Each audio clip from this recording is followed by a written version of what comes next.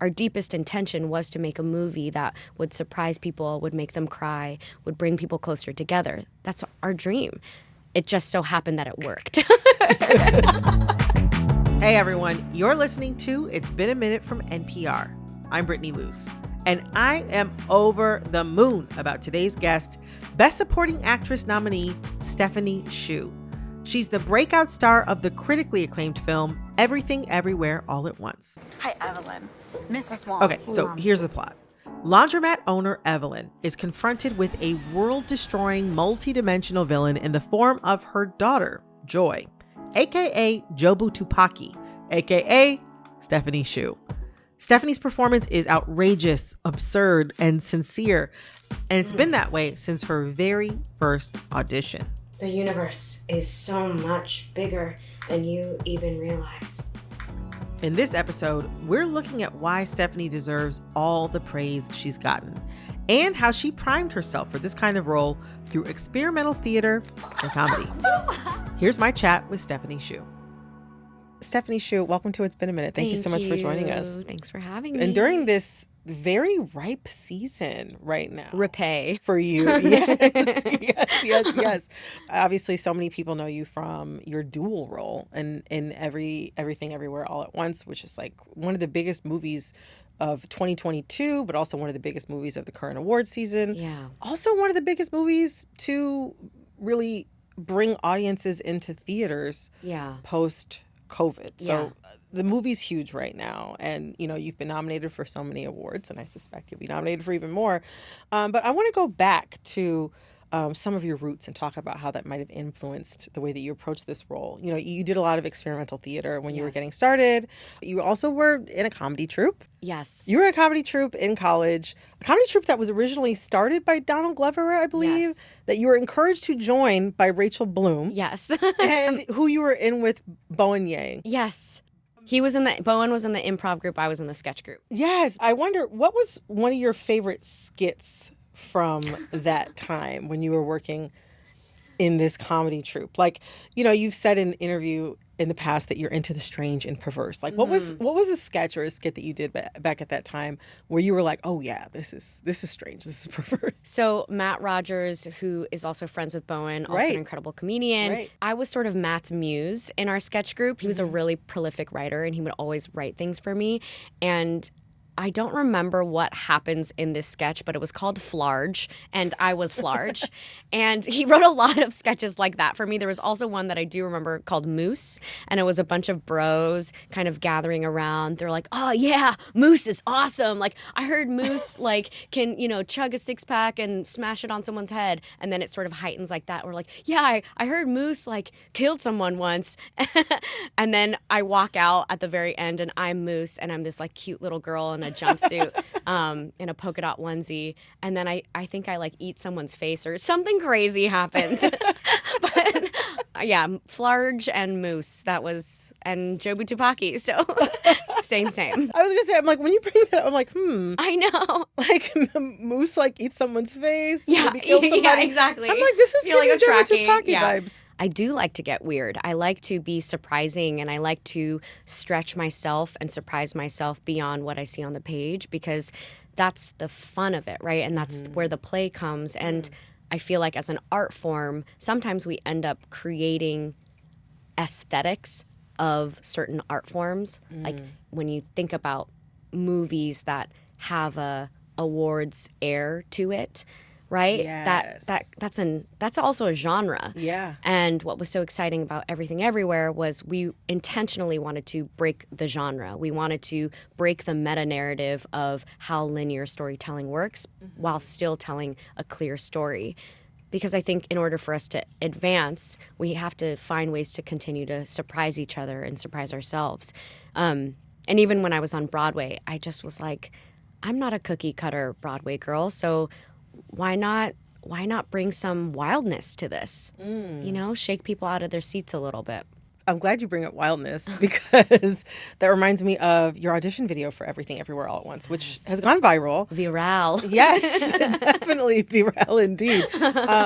It was amazing. I mean, for me, just from my perspective, it was amazing to see how you had such a clear idea in your mind of how you wanted the character to come across. And you make so many interesting choices, and you really do bring a real wildness to it. Yeah.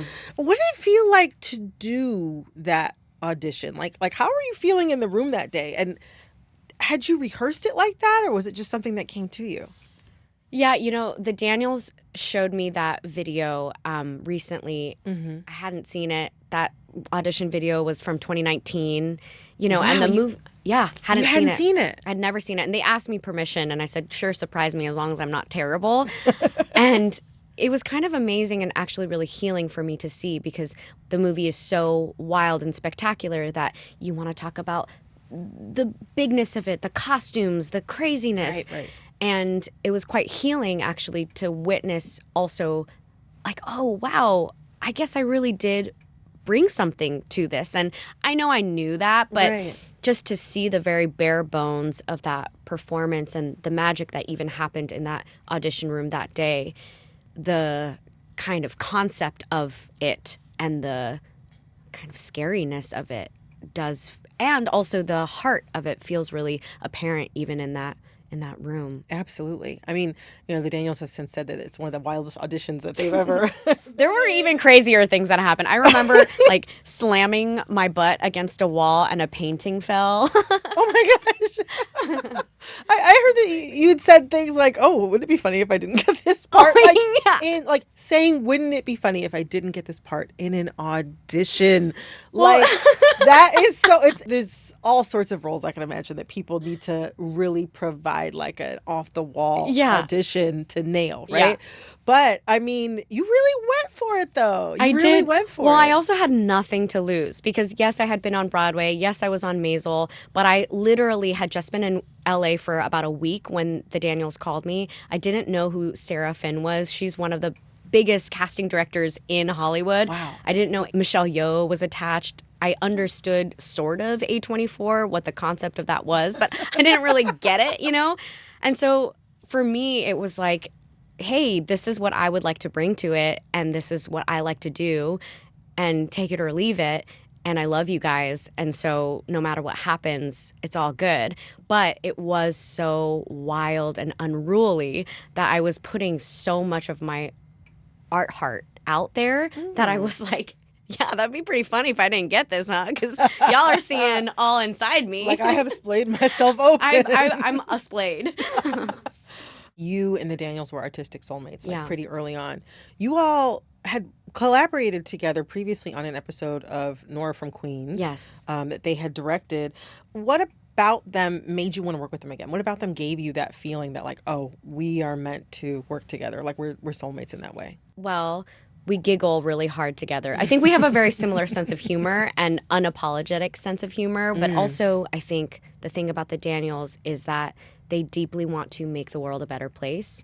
And coming from experimental theater, my mentors always taught me that if you have a voice, use it. And being an artist is a huge responsibility because you have to make work that is in communication with the world at large that you're living in. Even if it doesn't reach millions of people, if it reaches 10, use your voice for good. And the Daniels deeply, deeply, deeply care about humanity. And that's why sometimes when I think about the success of the movie, as wild as it is, I am a hype woman. Sometimes I'll pull the Daniels aside and be like, listen, I know you think this is crazy, but none of this is actually an accident. Our deepest intention was to make a movie that would surprise people, would make them cry, would bring people closer together. That's our dream. It just so happened that it worked. You can't predict if it's going to work or not, but the intention was deeply there. And it was definitely felt. So definitely the impact is out there. The impact definitely lines up with the intent. But I want to touch on something you just said about you all having a similar sense of humor. I guess without my knowing, my first impression of the Daniels came from the video of Turn Down for What? Yes. Which was like a huge song, maybe like 9 or 10 years ago. The video was completely off the wall. Just like it's complete mayhem. I wonder Or like was that something you saw and you were like, oh yeah, like these are the guys for me? Well, the first day that we walked onto set together, you know, they were blowing like a leaf blower on my face, and at the end of the night, on set for the film, for Nora From Queens. For Nora From Queens. Literally the first day we ever officially worked together. Okay. We had met each other, but the first day we worked together, someone was like blowing a leaf blower at my face so that the camera could catch my cheeks in slow motion, so they looked wiggly and jiggly. And then at the end of the day, Daniel Shiner like climbed onto a ladder and dumped mud on my head, just like in slow-mo, so it looked like, you know, anyway, very crazy. But it was actually day 2 or 3 when Harry Shum Jr., who plays Rakakuni in Everything Everywhere, yes. He was also in that episode. And Harry Shum Jr. was like, do you remember that music video, Turned Down for What? Those are the guys. And I was like, no. I was like, what? And so I went home that night and rewatched it. And, you know, there's a lot of gyrating and a lot of body that is in that music video. Yes. And I remember going to work the next day, and in the middle of a take, I just started breaking out laughing because Dan Kwan, one of our directors, is the main guy in Turned Down for What? Yeah. And I was like, Dan, I can't stop seeing a lot of craziness that happens in that video. A lot of body. A lot of body. A lot of Again, body correct. in the video. I'm giving you NPR version. It's a lot of body, and I couldn't stop seeing the body. Yeah, I want to touch back on how you portrayed Jobu Tupaki. Mm-hmm. I was rewatching the film last night, and there's completely different physicality between Joy and Jobu. Like Joy she's a young woman, she's strong-willed, she's having this tension with her family, and that comes through in the way that she moves. But she's still a lot more relaxed Totally. than Jobu is. Yeah. Jobu has such sharp joints and such sharp edges. I wonder how your experimental theater training came into how you use the instrument of your body in approaching specifically the Jobu portion. Thank you for noticing. The body is where I enter for sure. And with a dual role like Joy and Jobu, it was so important to me to differentiate them. Mm-hmm. And I knew that Joy was going to become Jobu, so I wanted to start Joy as unassuming, kind of swallowed in her swatshirt and just almost invisible, you know? Yeah. Because I knew she was about to get to come out in an Elvis suit, walking a pig, smoking a stick. You know what I mean? Like swaggering hard. Yeah. But I also knew that Jobu, that same Jobu and that same, you know, villain was going to have to become the daughter again, and it would have to be big enough that the end scene catharsis would be satisfying and also surprising in a different way. But I remember when I was preparing for the role, you know, I was doing a workshop of a show at Mass Mocha, actually, and the Daniels really let me into their process. So they sent me a lookbook of images that they had pulled for the movie. They sent me a playlist that was inspiration for the film. Yeah. And bubbles were a really big thing. And there was a light installation at Mass Mocha, and I did this like physical dance, this kind of like worm dance. With the light installation. With the light, yeah, exactly. Yeah. So I did a lot of kind of just experimenting and sending them videos of like, what if Jobu moves like this? And we wanted her to be as sharp as she was also like Jell-O, because if she can verse jump or become anything at any moment, she is as tough as she is completely malleable. You know, talking about these characters you get really nerdy really fast. You're like, I don't know if this translates, but no, it absolutely but there is something about it that works, right? Yeah. Where an audience member might not be able to articulate that that's how the sauce is made, but you know, there was a lot of thought into the philosophical theory about those characters because she is the one who embodies nihilism and is the driving force of trying to teach her mother how to understand her perspective and the perspective of the movie. Our intern Jamal pointed out that, like, because of the expectations that parents place on their children, even if they're like hopes, right? Those are still expectations. You kind of have no choice as the child once you individuate and start to become your own person to kind of become Jobu Tupaki to your parent. You know what I mean? Whatever their expectation, whatever their hope, their dream for you, almost nobody in the world ever hews to that 100%, Totally. right? And so you kind of become the Jobu Tupaki, the villain in their story to a certain degree. Totally. Is that resonating with you? Yeah, I always say that Joy and Jobu are two very different expressions of the same core. And the core is nihilism, that if nothing matters, then joy is a version where if nothing matters, then you can feel at the end of your rope, there's no hope, there's no reason to continue. And if Jobu thinks that nothing matters, then you can be the ultimate creator of chaos. And I feel like when you look at it in the version that you're kind of speaking of, you know, Joy seems like or feels like she's failed her mother. And there's no way for her to be the daughter that her mother wants her to be. Right. And so Jobu's like, you know, well, you think that was bad? Well, watch this. All the things that I can't say as Joy, that I can't do as Joy, watch me scare you even more and actually show you what's inside and how messy and chaotic and wild it is.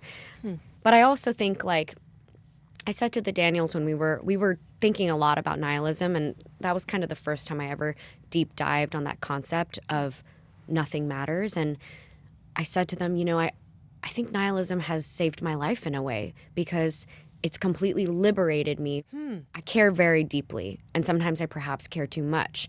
And the truth is, or my new truth is that nothing matters. None of us know anything. We don't know what we're doing. We're all trying our very hardest to figure it out together. And that's kind of nice and opens up a new space for compassion in a very confusing time where we don't have answers. I have no idea what the world's going to look like in 5 years. You know, I don't 5 know. months. Tomorrow. I don't know. But I do believe that we're all doing our best to try to figure it out. Just, it reminds me of how, like, beautifully sincere the film was. These moments in the film, I would be in the theater and I would be like laughing I don't know if I can say ass.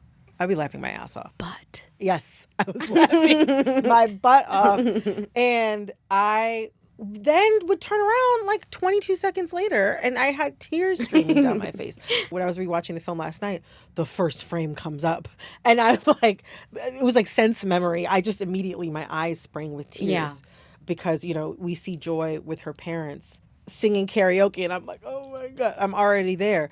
It feels like there's this like wackiness, but also sincerity that's like at the film's center. Two kind of almost opposites in a certain way. How does that combination of like wacky or bizarre and sincere, I don't know, why do you think that resonates so deeply with viewers? You know, I think that this reminds me, and I haven't talked to anyone about this, but it does remind me of clowning work that I did back in the day. And Clowning work. Some of the funniest clowns are actually the most tragic ones. And I do feel like on a larger level, our movie kind of makes you laugh so much that it kind of softens the muscles in your heart so that you can be available to hold that vulnerability. And also to show you, hey, we're not afraid of being strange. Like, we're not afraid to be wild and weird. You're safe with us. Now cry. That's exactly how it happened over the course of the film. But also, you know, you saying that just makes me think about like how that's how most close relationships are developed, right? Like when you meet your partner or your closest friends, you're not like immediately. Well, hopefully, if you're practicing good boundaries, you're not immediately meeting people and like trauma bonding. Trauma bonding and crying. It happens. Well, let's just say post 25, you're not immediately meeting people and crying and trauma bonding. You get close enough through good times, through laughter, through joy, to then feel comfortable being held in those moments when you want to completely let go and cry. And, you know, I'm sure you've had moments where you're laughing so hard that you somehow start tearing up or you cry. In a clowning exercise, you just have to keep laughing. And it's actually like a muscular exercise where you laugh so hard that you end up crying. Drama school is weird, I guess. You know, to go back to some of the hilarity in the film. Yes. You said that your favorite scene to shoot was the hallway scene. Yes. I mean, I say hallway scene. In this film, the hallway scene is like, it stretches on. You've got multiple costume changes. At one point, you've got like these big rubber models of genitals in each hand. Body parts. I got body. Yeah. Yes, body in each I'm holding hand. body. You're holding body, waving it around. You're slapping a security guard in the face with it. Yeah. The costumes are going from like full Comme des Garçons inspired stuff totally to like a total like muffy country club prepster like golfing outfit. Golf girl. I wonder like how much input did you have into like some of the just wild antics that you were able to get into in character? It was a really collaborative process.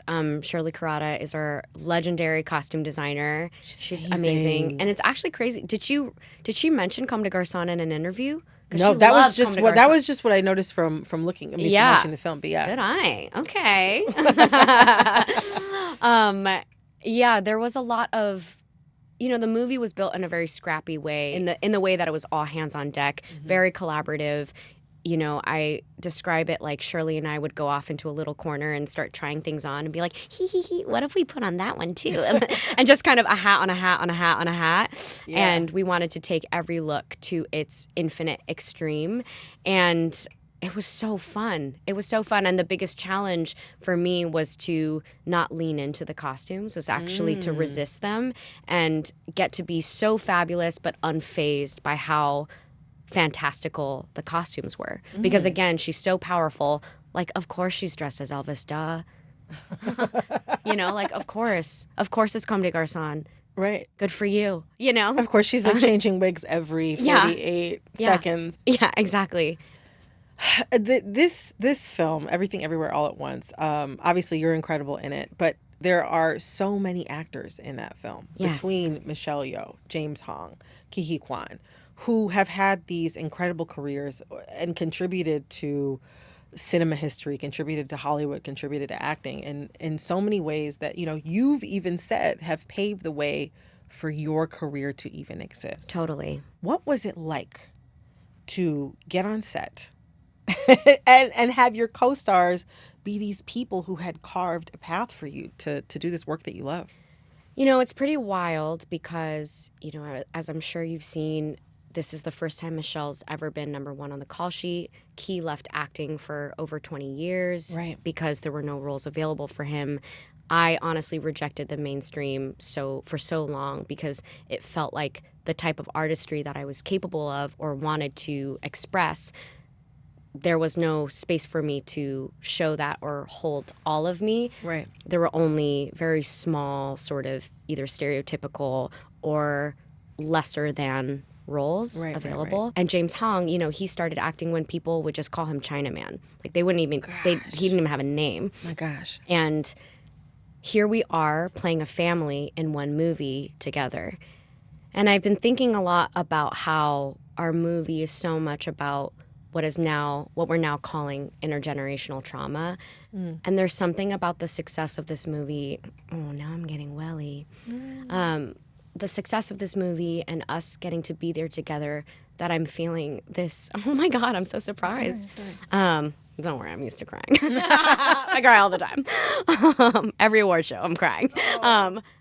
Where I feel like there's intergenerational healing that's happening.